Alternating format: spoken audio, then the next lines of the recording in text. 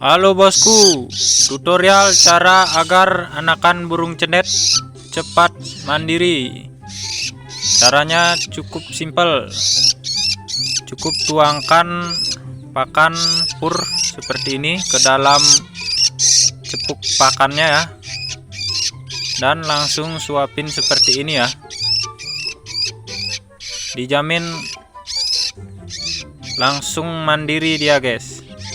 Wah, mantap bosku. Semoga bermanfaat bosku ya.